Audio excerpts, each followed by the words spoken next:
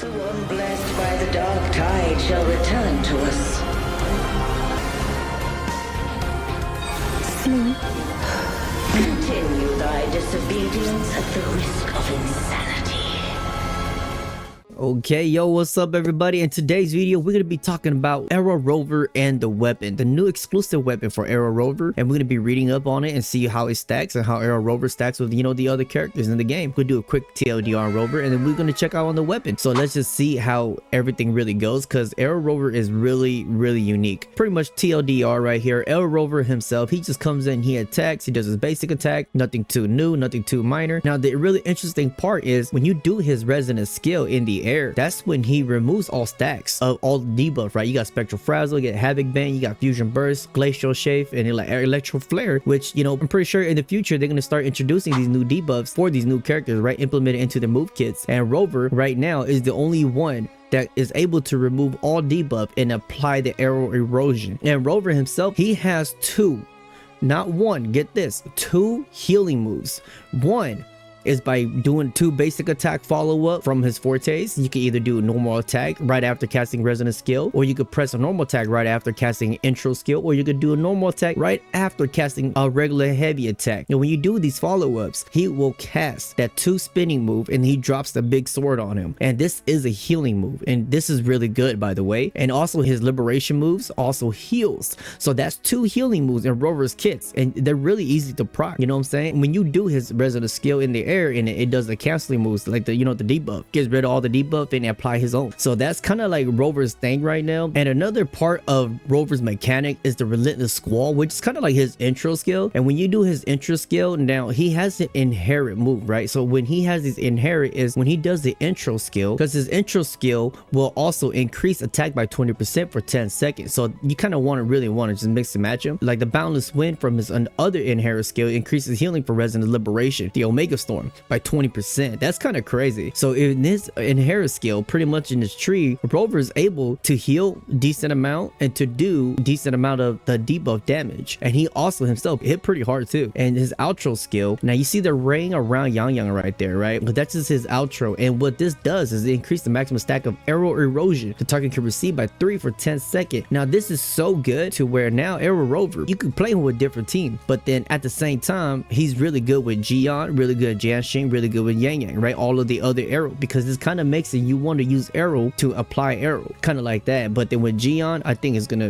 be kind of crazy. And then with Jianxing, it's gonna be crazy too. You can really play him with different fighting mechanic style, with different combination, and I think Rover do just fine. Because if you don't play Rover with the Aero Erosion in mind, you just want to play Rover to come in, give the buff, which is the intro skill, which is his passive in his tree. He could give buff to attack percentage, and you could just do that, and he could also heal, you know what I'm saying? You could use that just to play with other combination of the team. So that is that right there for Aero Rover. And like, he's really unique in a way. I think that this guy right here is going to be really fucking powerful in the game. So we just gonna have to wait to find out. With that out of the way for Rover, now I'm really interested in this right here, the weapon itself, the Bloodpact Pledge. This weapon is exclusive for Rover. It is so fucking good. The weapon is a testament to the unbreakable blood pact. One shall never betray, never surrender, and fight until the last drop of blood is shed. That's fucking dark.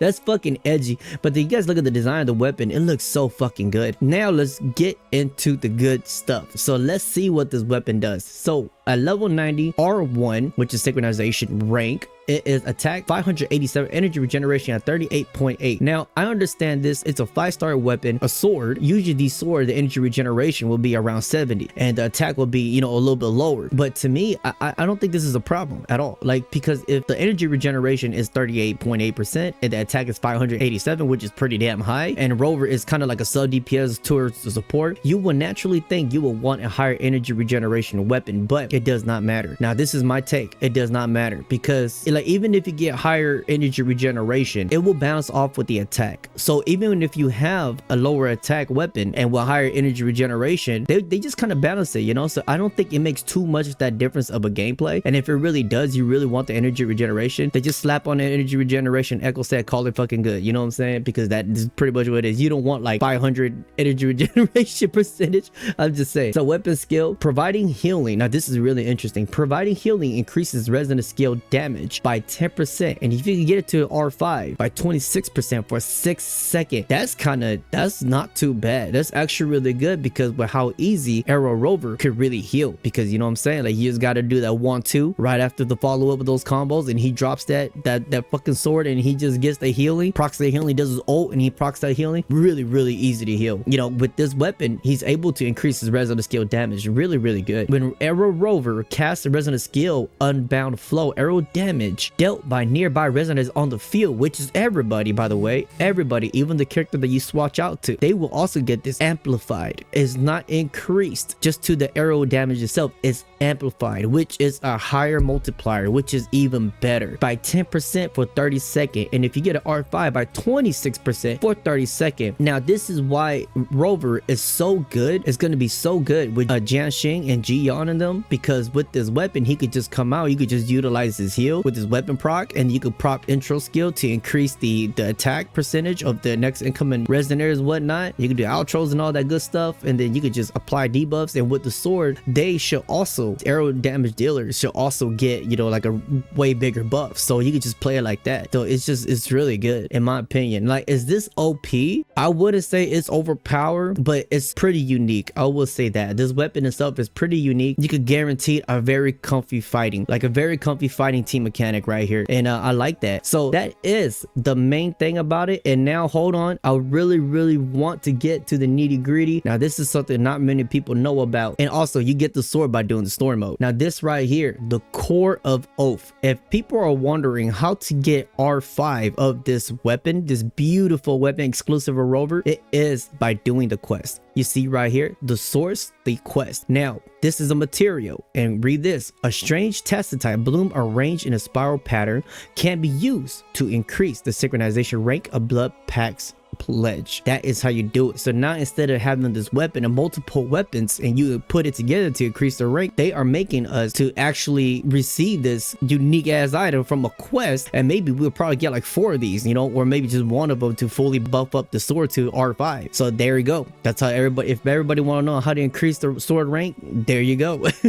So this uniquely shaped tacitite bloom encages an ancient yet powerful core from which you sense a familiar power. So this is really interesting how Wuthering Wave is doing this and how Crow Games is going about with this. The weapon itself is beautiful. The weapon design looks great. They are doing really good. Aero Rover is phenomenal. He looks freaking good. He looks super fast, fun to play. But then at the same time, we're just gonna have to wait until everything comes out, and then we're actually testing and to get a little more data on the, you know, on the plate right there. So yeah, if you guys enjoyed that video, and if it helps you guys a little bit, some type of way, you know, if just a little quick TLDR right here, do enjoy it, do like the video, do subscribe, because I do cover up, I do some crazy shit. So I don't know.